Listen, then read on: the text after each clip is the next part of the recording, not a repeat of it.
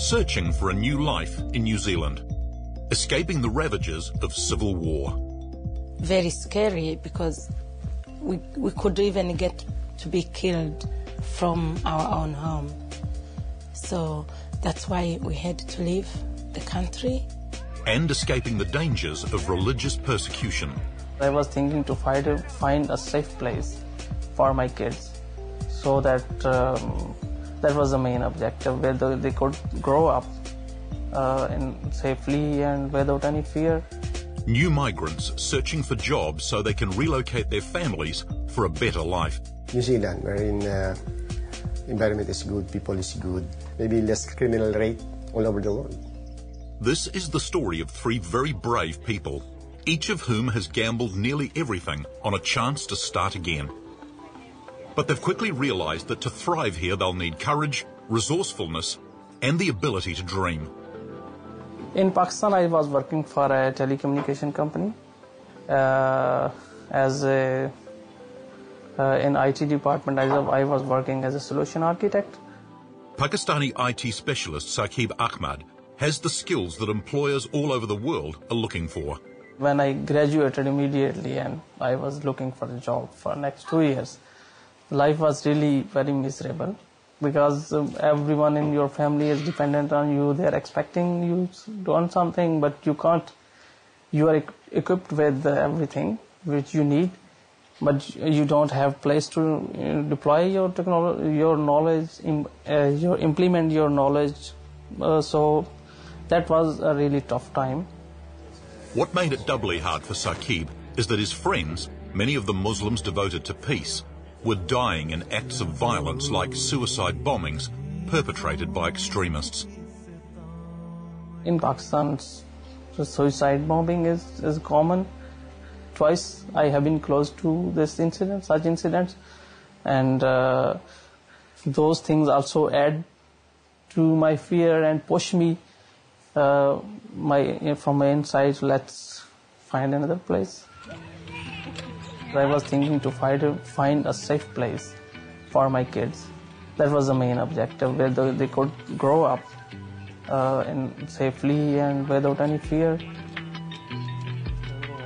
So I mean, it is a problem. Like it's a developing country, poor country. We have lots of challenges in electricity supply, 24 hours, fuel shortage. These are common problems in Pakistan.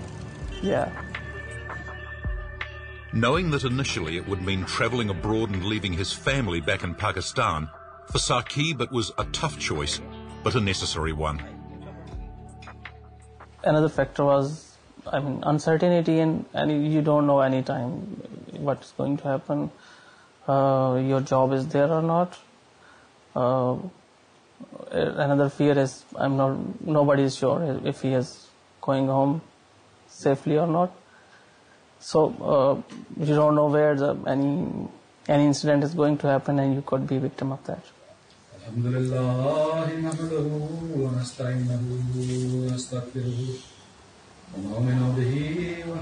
My community in Pakistan is facing a lot of problems.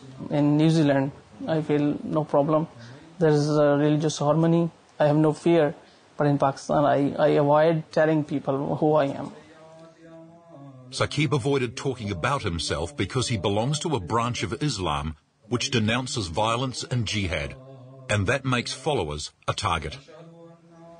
As Ramadan provides us the promise of Allah's increased mercy, let's also plead their case to Him so they are relieved from their suffering. The other brothers of my community are being persecuted in Pakistan, and lawfully it is allowed in Pakistan by other Muslims to kill, damage us, and I don't think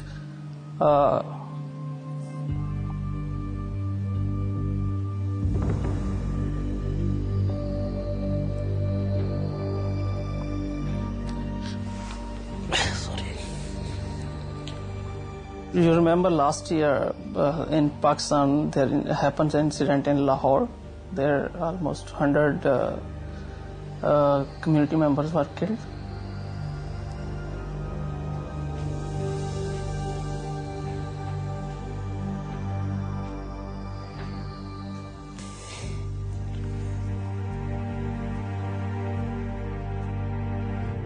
It is really hard to,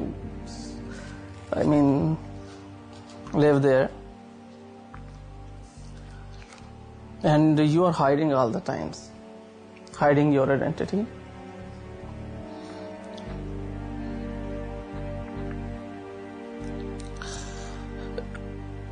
So these are the, things. This is one of the main factor pushing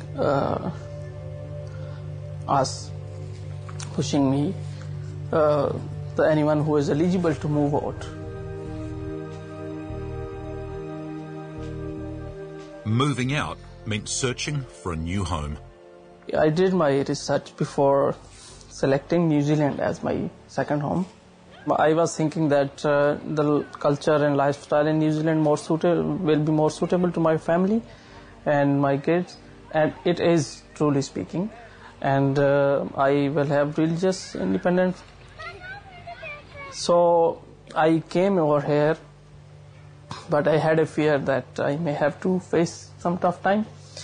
Anyways, I came here, I started job search, contacting various people via internet. I go to offices, drop my CVs, and everywhere, whatever I can do, I have been doing. I worked some odd jobs, packing cell phones and posting, and this type of work was not, much suitable to my education level, the work I have been doing in my home country. There were interviews were going on, and I went through multiple interviews, but the response was not good, which disheartens me continuously.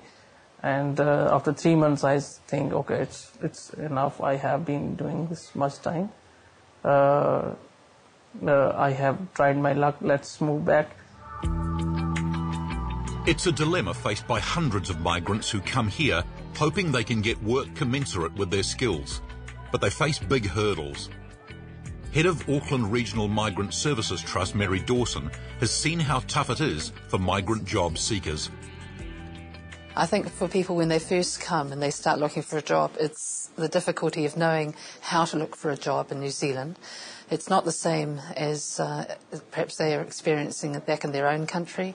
I think employers preferred anyone who has local experience because he knows the working environment. He feel easy to communicate with the people over here. He knows the accent, working culture, everything. There is the lack of New Zealand work experience that in the eyes of many employers is an impediment. But that, of course, is a tricky one for migrants, because how do they present themselves with work experience if they haven't been given a chance to get some work experience? Dejected by a lack of success, Saqib returned to Pakistan. I discussed with my family friends, and everybody suggested me, you're lucky enough that you got a work permit to work in New Zealand.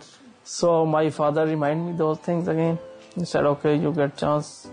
It will be better for you if you are move.